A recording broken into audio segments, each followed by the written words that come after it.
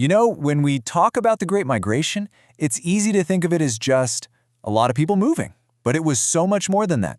This was a leaderless revolution, a movement that totally reshaped the cultural and political map of the United States. In fact, it was one of the biggest internal migrations anywhere in the world. So, that begs the question, right? How does something that massive, a movement of millions of people, even start? Well, it wasn't one single event. It actually began decades earlier, almost like a dress rehearsal for freedom. And then it was set on fire by two totally different but incredibly powerful catalysts. So to get the full picture, we've got to rewind the clock a bit. We need to go back a few decades to a movement that's super powerful, but honestly, often overlooked. It's this movement that really set the stage for everything that came later. We're talking about the first Exodus. Okay, so why would you pack up everything you own and leave your home?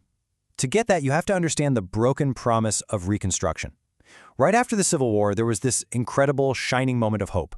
You had new constitutional amendments, black men were voting, there were even black congressmen, but it didn't last. By the 1870s, you see the rise of so-called Redeemer Democrats and violent groups like the KKK, all working to undo that progress. And the Compromise of 1877, that was pretty much the final nail in the coffin. It pulled federal troops out of the South, basically leaving African Americans to fend for themselves. And the reality on the ground was that, economically speaking, life wasn't all that different from before the war. I mean, think about it. So many African Americans were trapped in these systems of tenant farming and sharecropping. They were stuck in a cycle of debt to the landowners that was almost impossible to break. So sure, they had political freedom on paper, but in their day-to-day lives, there was just no economic freedom. So out of this desperation, a movement started to bubble up from the ground. And what's so fascinating here is who was leading it. It wasn't the educated, big city elite. Nope, this was a true grassroots movement, organized by rural leaders, people who were living this reality day in and day out. They were the ones who decided, enough is enough. We have to find our own promised land. And look at this. This was one of their most powerful tools. It's a handbill from an organizer, a guy named Benjamin Pop Singleton. The headline says it all, Ho for Kansas. I mean, this is so much more than an ad, right? It's basically a declaration of independence. These flyers got passed from hand to hand, and they sparked what everyone started calling the Kansas fever, this desperate but really hopeful push to go west. And Singleton, he was just brilliant. He didn't stop with flyers. He used culture, he used music, to build a real community. He would sell song sheets like this one, The Land That Gives Birth to Freedom.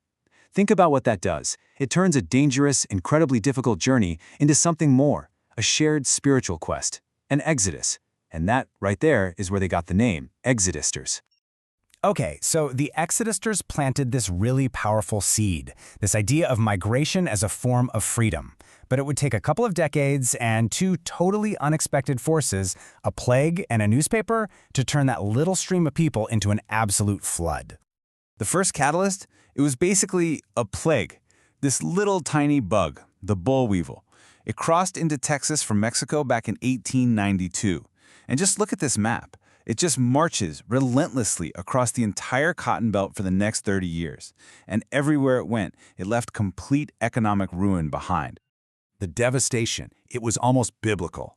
And you've got to understand, this wasn't just about harvest. We're talking about an economy that was completely dependent on cotton. So a 50% drop in production, that's a total collapse. The whole economic system that had trapped millions of sharecroppers was just shattered. And that gave them a very powerful reason, a huge push to finally get out. So at the exact same time, you have this agricultural disaster pushing people out of the South. You have this incredibly powerful new voice pulling them north. And where was that voice coming from? A newspaper, printed in Chicago, but read by everybody down south, the Chicago Defender. Its founder, Robert S. Abbott, he had this really clear, even radical mission. See, the Defender wasn't just reporting the news, it was an engine for change. It didn't just write about lynchings and injustice, it actively campaigned for people to leave. It even set dates for what it called a Great Northern Drive and told people exactly which train stations to go to. Incredible, right? So there you have it. You've got the push from the boll weevil destroying the economy and the pull from the press promising a better life. And all of this is building on that foundation laid by the Exodusters decades earlier. The stage was absolutely set for the main event, the Great Migration. A whole people on the move. So let's put some numbers on this. What exactly are we talking about? Well, this first wave of the Great Migration, which ran from about 1915 to 1930, saw more than 1 million African Americans leave the rural South for the industrial cities up north. And when you put the Great Migration side by side with the Exodusters, the difference in scale is just staggering. I mean, we're going from tens of thousands of people to over 1 million. And the destination changed too. It wasn't about rural farmland in Kansas anymore. Now it was about bustling industrial cities like Chicago, Pittsburgh, and New York. The Defender was really smart about this. Their whole strategy was to present a very stark choice. On one side, you have the brutal reality of the South, crippling debt, violence, having no voice at all. And on the other side, right there in the newspaper, you see the promise of the North. Pictures of good jobs, kids in nice schools, families relaxing in parks. It was a picture of a life with dignity, a life with opportunity. In this mass movement of people, it didn't just change the South, and it didn't just change the North. The entire nation was being remade from the inside out, and it left a legacy that we're still feeling today. The impact was just profound and permanent. First, it completely changed the demographic map of America's cities. Second, it fueled these incredible cultural explosions like the Harlem Renaissance. It also totally transformed American politics by creating powerful new black voting blocs in the North. But maybe most importantly, it was this massive collective act of self-determination, people taking their future into their own hands. And if you want to see this in action, just look at one city, Pittsburgh. In just 15 years, the city's black community more than doubled.